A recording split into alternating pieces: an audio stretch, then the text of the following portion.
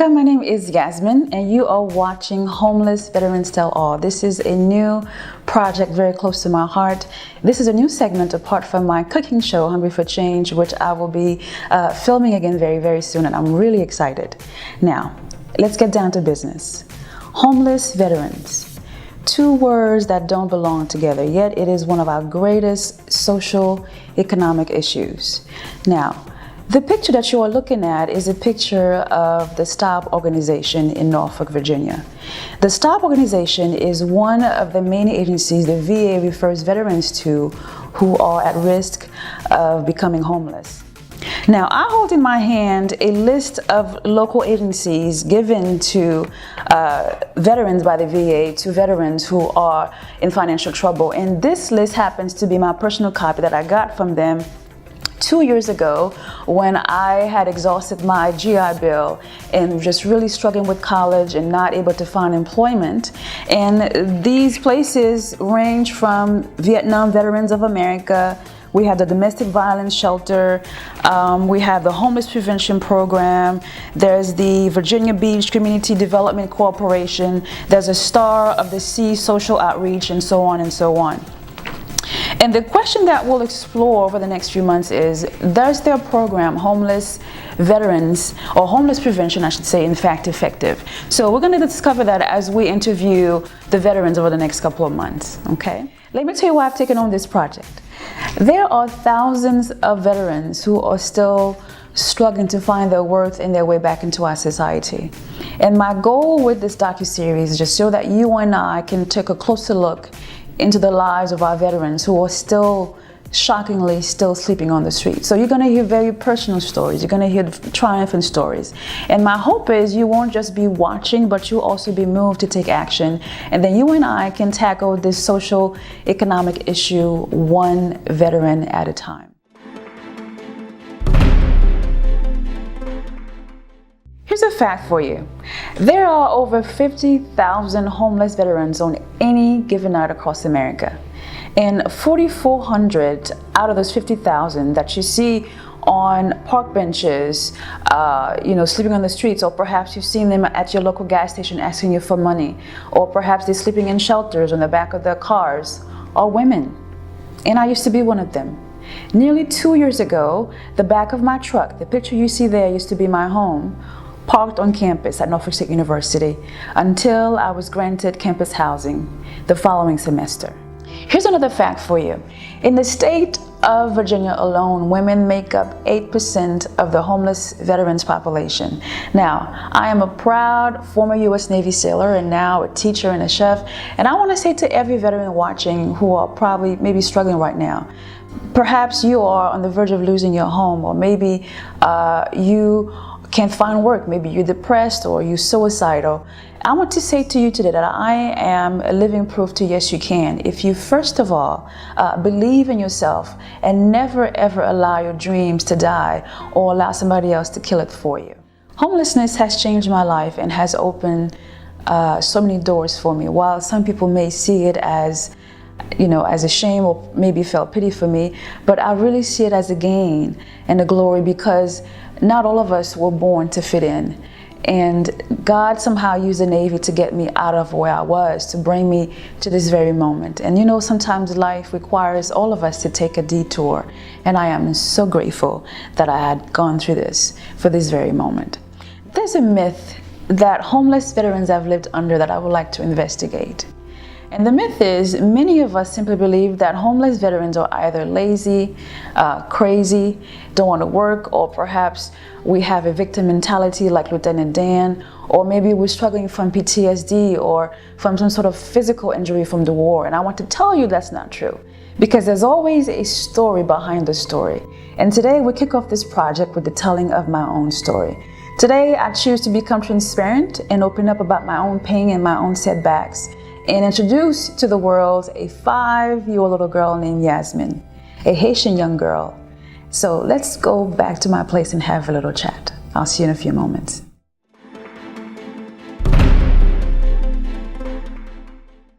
All right, so we are inside my beautiful, cozy apartment, and before I introduce the world to the other veterans that I'm going to be interviewing, I just wanted to share just a little bit about myself and my story. Now, there is a TV show called Iyanla Fix My Life, and the TV show host, Miss Iyanla, has always said that we can heal what we won't acknowledge, and to always call a thing a thing. And she's always said that feelings buried alive do not die. They fester and they show up as anger. And this is something that's not quite taught in many churches, because many Christians are taught to always keep the peace. And I have found that many Christians, in my opinion, are the meanest people walking around, because we're serving the Lord, but we still have feelings buried alive. And to be transparent, as an adult, looking back at my life, I noticed in the past that little things used to set me off, and I never understood why. And I would go in on people, and I mean go in on people, and allow myself to get offended, and I couldn't understand why. But it wasn't until I started reading and doing research and watching everything Iyanla that everything just kind of came together, and I realized, oh my goodness, I've had feelings buried alive, things from my past as a child. And in the telling of my own story, I have chosen not to leave anything out, because I am free. And when the soul is free, it does not care what anybody else has to say. During the 2 months that I lived and slept in my car, I didn't have a safe place to fall. Now, the VA did not do much to help me, other than giving me a list of names to call, like the STOP organization, when I was on the verge of losing my old apartment. And that's why I called the channel, News Channel 13, and they linked me up with Mike Gooding, military reporter Mike Gooding, and he connected me with the Vets House. This was last summer, 2016, when I was wrapping up my summer semester at Norfolk State. And because I knew as a veteran that I had some rights and privileges, and so I was not going to waste my time again on the VA, because their whole idea of homeless prevention is really doesn't exist. And I can attest to that as a witness, and I will introduce you to many other veterans who have gone through the same process and they just couldn't get anywhere. So that's pretty much why I came out with my story. But I'm not talking about that yet. I'm talking about my origin, my family history. Every military personnel has a reason for enlisting, and here's mine. Very, very early on, I was preconditioned to fail. And I have struggled most of my life, but deep down, I have always known my female spirit. She's unbreakable and always gets up. You know, sometimes when you find yourself in the process of starting your life over and putting everything back together, it's important for us to go back to the old foundation and look at the root. Looking back, I have never had a family safety net, an emotional safe place to fall, and it has taken me, and it's still taking me 4 years to heal. By the time I became homeless, I was already in breakdown with the family God allowed me to be born into. And I was not going to go to them when I was in financial trouble. Now, I was not messy with my money at all. In fact, when I left the Navy, when I was getting ready to leave the service, I went through the Dave Ramsey Financial Peace University program, and I was very financially comfortable, to the point where when I left the Navy, I didn't have to work for 3 months. I had no debt, car paid off, but the economy just kind of took a dive and I couldn't find employment, but that's the whole different story. I want to talk about healing and forgiveness for a moment. Healing and forgiveness go hand in hand, and it's a process. In fact, Miss Iyanla Vincent calls it doing the work, because healing is hard work, because it requires that we tell ourselves and others the truth. And in us choosing to be brutally and dangerously honest, the results are not always what we expect. My healing cost me some relationships. It came with a price. But I gained my freedom, and that's the most important thing. In the spirit realm, the kingdom suffered violence, and the violence takes it by force. Real peace, real contentment comes at a price that most of us are not willing to pay. And sometimes it requires that we let some relationships go, and that's what I did. So in the process of putting my life back together, I've had to intentionally redefine and reclaim myself. Now, my parents, my mother and father, gave me the name Yasmine. But I realized that there's a difference between naming your child and identifying your child. Now, by identifying your child, I mean believing in them and blessing them and affirming them. And for me, unfortunately, my biological father, the man who gave me his last name, his DNA and a green card to this country, wished I was dead and somewhere perhaps living back in Haiti struggling because I dared to build the guts to confront him concerning some very, very, very deep wounds. But despite the pain, the rejection, the setbacks, I'm still here, unbroken, because I realize my true identity is linked to a king, and that makes me a princess. And I have to say that this experience has given me purpose beyond my understanding. It has filled my heart with love, with compassion, and that's the reason why I'm doing this, putting homeless veterans on the map and allowing themselves to tell their stories, because as a society, we have the tendency to judge people based on how they look. And I used to be one of them, but I never looked like a typical homeless person. And my goal is for you and I to look at homeless people differently from now on, because we all have a story. It's easy to perhaps, if you see someone on the side of the corner holding up a sign and you perhaps give him $1 and you pat yourself on the back, but you don't even know his name or her name or their story. Have you ever sat down with a homeless person? Have you ever asked them what their names might be? And how did you get here? Can I book you in a Motel 6 for a week? And you know, someone did that for me.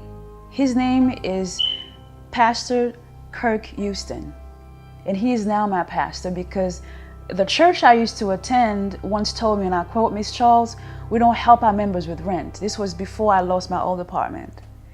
And I am really happy that I'm grounded in God, because I realize that most churches, especially in America, they are big businesses.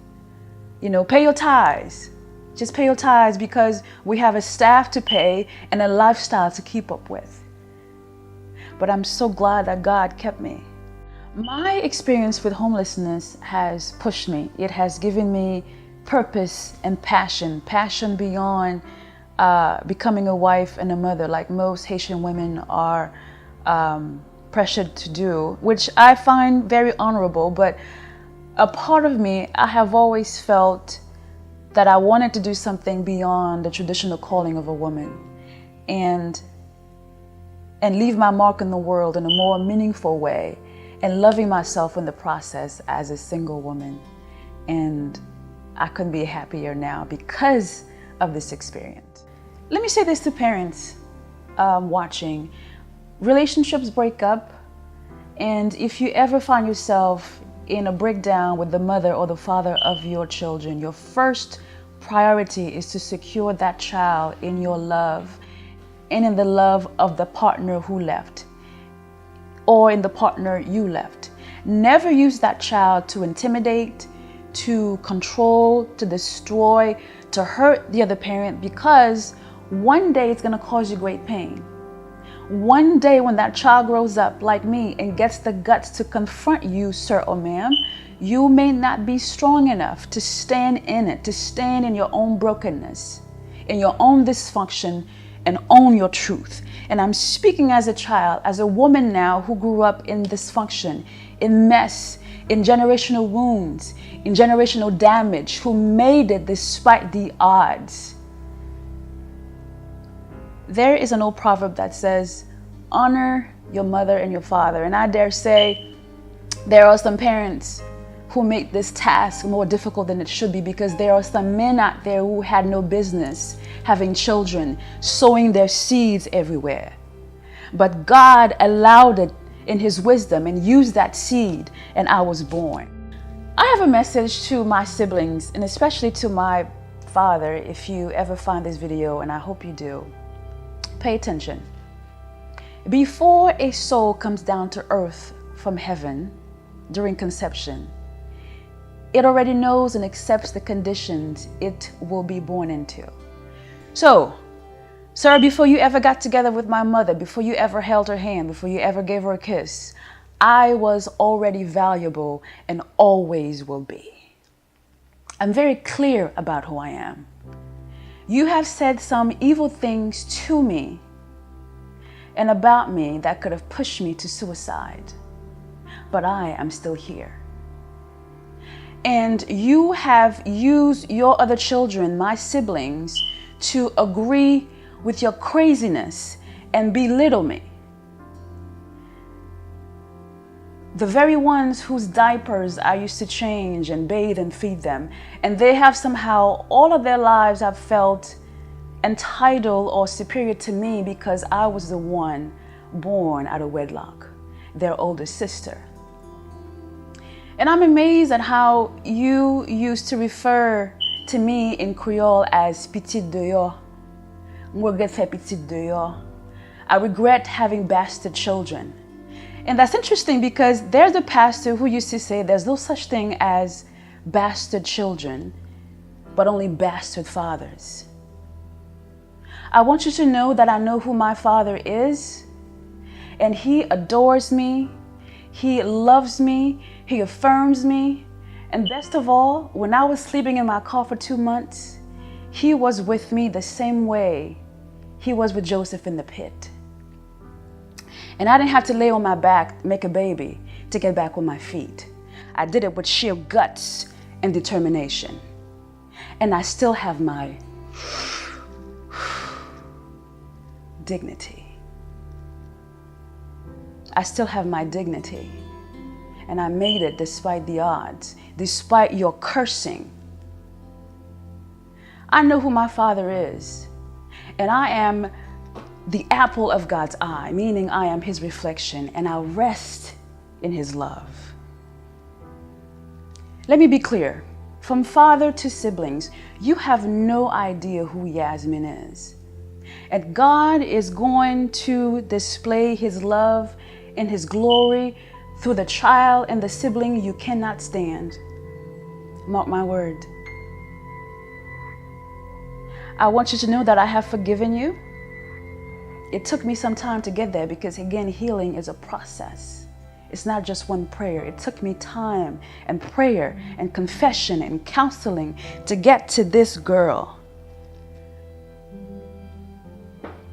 I thank you, sir, for volunteering your name, your DNA, and your resources so He, my real father, could get me here to earth, to America.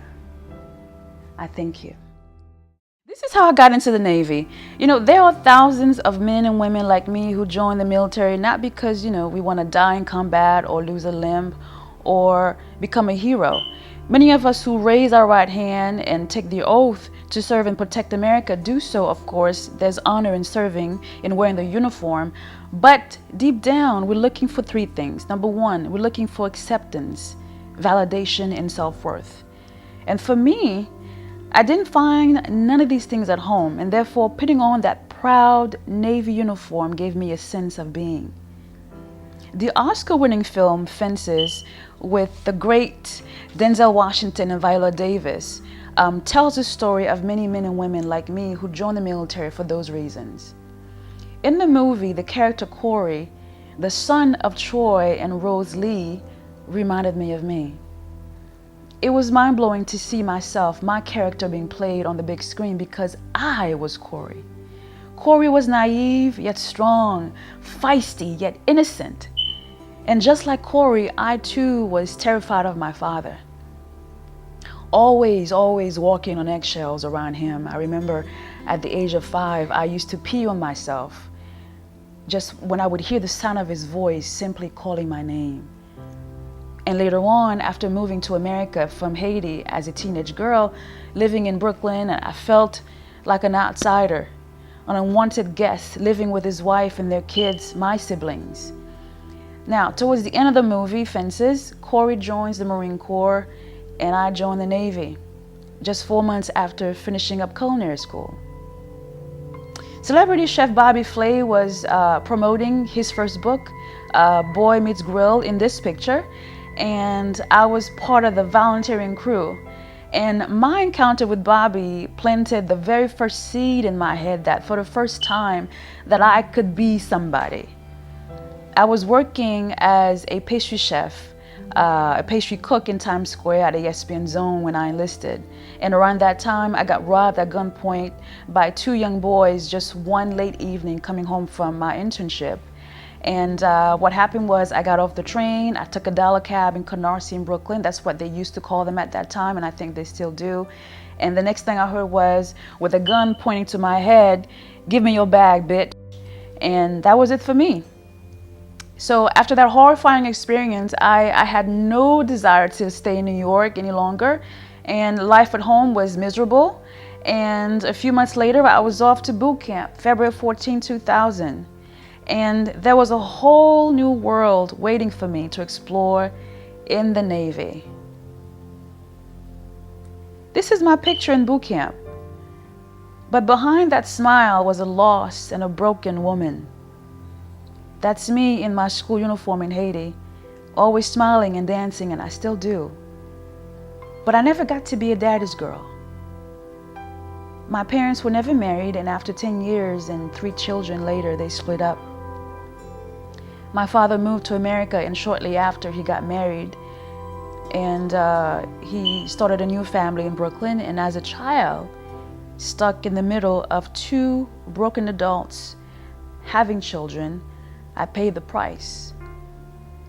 Some years later, at 12 and 14, my sister and I were separated from mom and my 6-year-old brother, and we moved to America to live with a father we hardly knew and with a stepmother we met at JFK.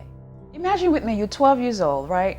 Your body's changing, and not only are you culture shocked, but you are now living with a father you hardly knew and with a stepmother you met at the airport, people you don't even know. So that was my life. Christians are, in my opinion, are often taught to be emotionally dishonest because we hide our pain behind scripture to keep the peace. And I have found that Christians oftentimes are following religious rules and church culture blindfolded, and we remain spiritually blind and emotionally constipated. So we lie to ourselves, we lie to God, and we lie to each other to keep the peace because after all, we're family, and that's what we're supposed to do. From my experience, I have found that Christians do church very well, we do religion very well, we sing well, we've mastered the art of church, but we don't do people well, we don't do relationships well, we don't do family well because we haven't truly grasped the heart or the character or the Father or the personality of God the Father. So many of us, honestly, we just attend church services by default. And for me, as a young little girl, 12 years old, not once did we ever have that all-important family discussion as a newly blended quote-unquote family. Not once was I ever asked, "Yasmine, how do you feel? Do you miss your mother?" My feelings never mattered. My pain never mattered. I was present in this family for 9 years, but I felt invisible and out of place like Cinderella. And I was reminded every day for 9 years that I was Cinderella. I was never taught that my feelings were important, nor was I ever taught how to express them in a healthy way because there was no room for it in my Haitian family. My parents didn't learn it from their parents, so they couldn't teach it to me. And Mr. Levinson calls this family pathology. It's a pattern. So their perception of me has always been that I was an angry, crazy, and demonized person who needed to be delivered. I was demonized by the people who were supposed to love me. And it wasn't until years later when Mr. Levinson, my greatest teacher and mentor, my mother in my head, helped me to finally find peace in my voice and to call a thing, like she always says. And this is the raw hallelujah truth. I, Yasmine, was raised in dysfunction, in brokenness, in dishonesty, in fear, in abuse, in denial, and in churchianity. There was no affection, no real authentic family love. We all lived under one roof and just went to church. There's an old proverb that says that I was young and now I'm old. And as I got older, I came to the understanding that there's a difference between having a child and raising a child. I wasn't raised. I was simply born. And I credit all that I am and all that I know to God and to the men and women He allowed me to meet in the military, my chiefs, my officers, and my shipmates. My mother loved me, but she couldn't mother me because she wasn't there. And I never experienced my own father from a place of love, only fear.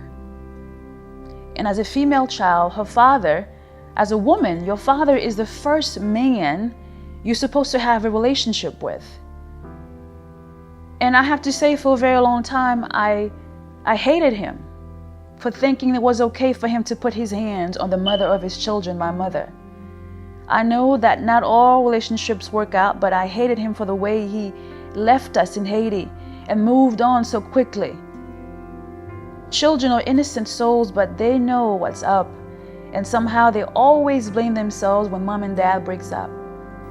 I hated him. I remember when I must have been maybe 3 or 4 years old, and he was teaching me how to write.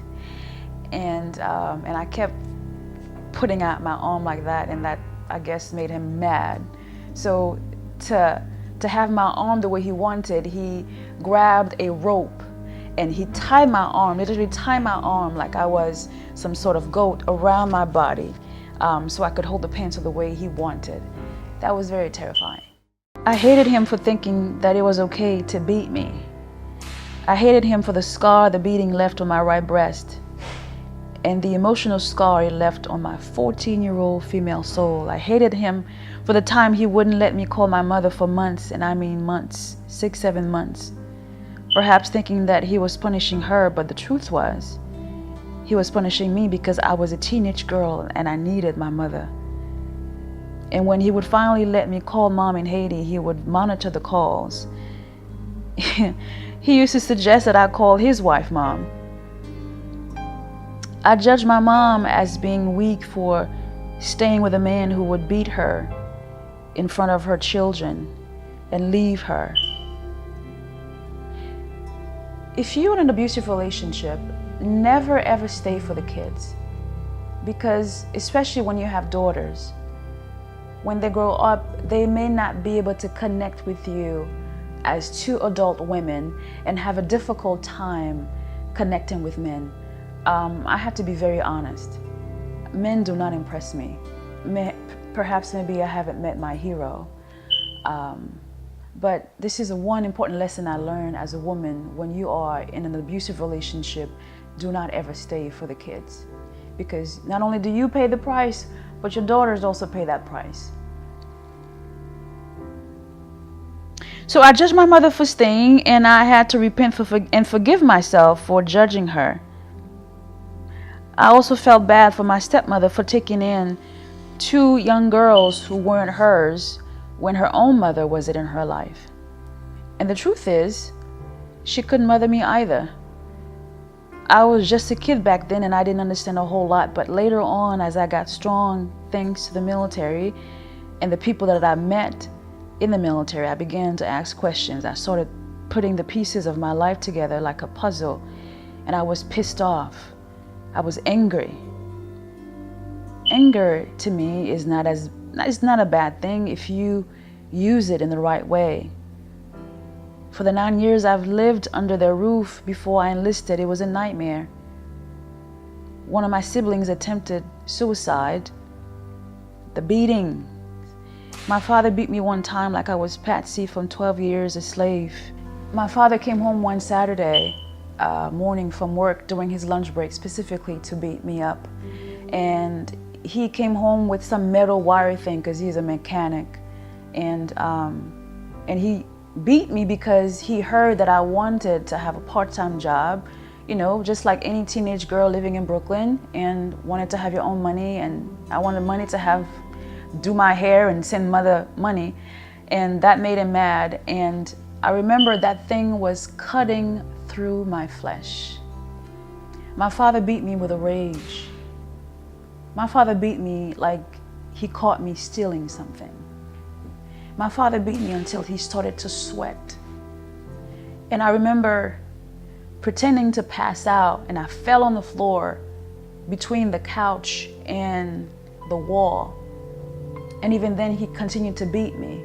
And I remember hearing the whip hitting the wall and the couch, but he was missing me. And eventually he stopped and went back to work. Shortly after, I felt a warm hand grabbing me, and it was my stepmother with tears in her eyes.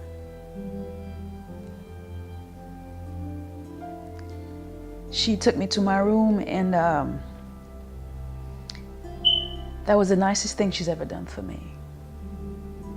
And I never thanked her. I couldn't go to school for 2 days. Because of the bruises, I had to wear a muumuu. I didn't deserve that beating. I was just a kid, just more verbal than my older sister.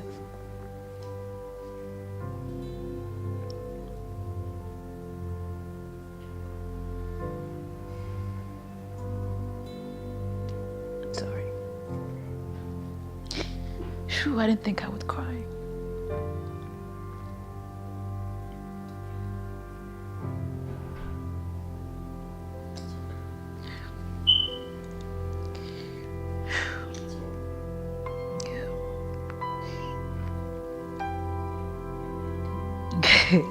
I did.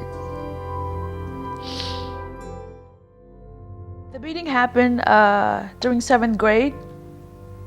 The constant verbal put downs, like your sister's smarter than you, the favoritism towards these other children were really pissing me off. And I remember there were things in the kitchen and in the fridge that I couldn't touch.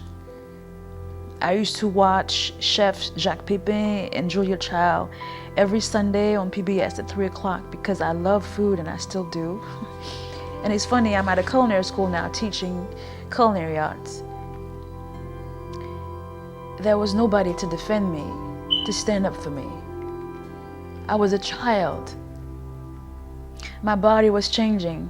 I missed my mother and my younger brother. I felt like an unwanted guest. I remember the times I would stay in a little library on Flatbush and Snyder Avenue for hours to avoid him until he'd leave for Bible study on Wednesdays. Yes, I said Bible study. And by the time he'll get back, I would be in bed. And as I would do my homework, I would watch other children in that library with their parents. I remember the summer he took my green card and my passport and left me in Haiti with no money, with my mom who wasn't working. I was 17, a junior in high school, Midwood High School on Bedford Avenue. Ms. Gaida, Mrs. Agor, Mr. Poudrier, Dr. Lafer, Mr. Froelich, Yves Ali, my teachers, my principal, my friend, my angels. I was always more verbal than my older sister, and still is. And he had a problem with that, and still does. And I don't care. What saved me was I knew, or I should say my high school principal, Mr. Froelich, knew me very well and realized after 2 months that I wasn't in school. And that's kind of how I got back to America. One time, this was around February, it was a very cold winter in New York, and I asked him for bus fare and he refused to give it to me. He told me to walk in the snow, in the ice. And I got me a job at KFC making $5.15 an hour and I was proud. Proud that I had money, proud that I didn't have to stay in the house. You know, it's a very important thing when a woman has money because it means she has choices. And I have never asked a man for money. And I'm so grateful that the things that God allowed me to go through has made me strong.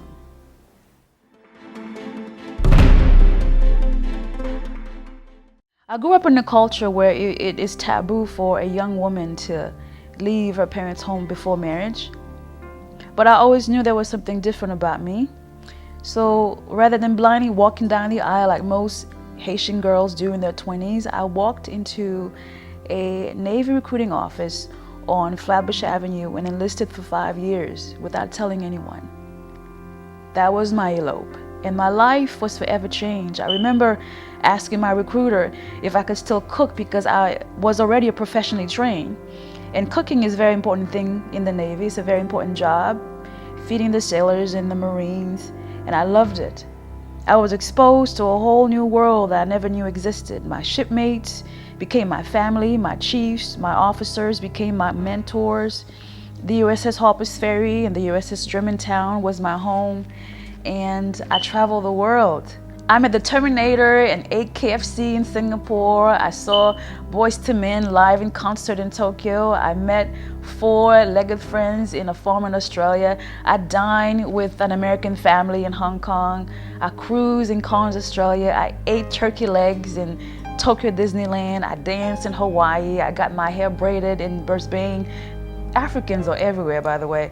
I walked through the beaches of Iwo Jima in its beautiful black sand. I stood the watch and received countless awards and recognition.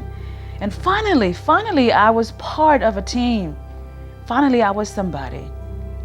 I was among people who liked me, appreciated me, and valued me because I was serving in the military alongside them. My shipmates, my chiefs, and my officers. I went from living in Haiti, in the mountains of Haiti, to visiting Mount Fuji in Japan. But my past still haunted me. I was always smiling, but I had anger marinating on the inside. Anger, resentment, and bitterness I didn't know how to deal with. And I had a choice to make. I was either going to continue to shut up and get along and allow the resentment, the bitterness to eat away at me and eventually kill me. Or I was going to risk being rejected and finally stand up for myself within myself. And that's what I did through a letter. Later on, I despised my siblings for defending my father to me. And in that process, I lost some relationships and I didn't care. I have one regret. I'm missing my nephews grow up. I miss my boys. I miss my boys. Miss Yasmine Charles helped me make peace with the broken pieces of my life. And if I had the chance, I wouldn't go back and change a thing because I wouldn't be who I am today. And I absolutely love this woman. And I am doing absolutely awesome now, and I credit God for holding me up. And my affirmation, my exercising have completely transformed my life and have quieted my mind. And I'm in the best place that I could have ever been because of it. Spiritual discipline really sets us apart from the rest of the world when life happens. And I thank God for keeping me. It has been a wonderful journey. In the next episode, I am going to introduce you to the place where I slept behind my car on campus and introduce you to Tim. Tim is a Vietnam War veteran who is now sleeping in a storage unit, and his story will touch you.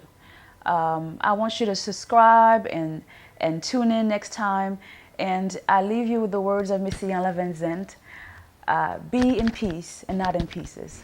I'm Yasmine, and I will see you next time. Thanks for watching.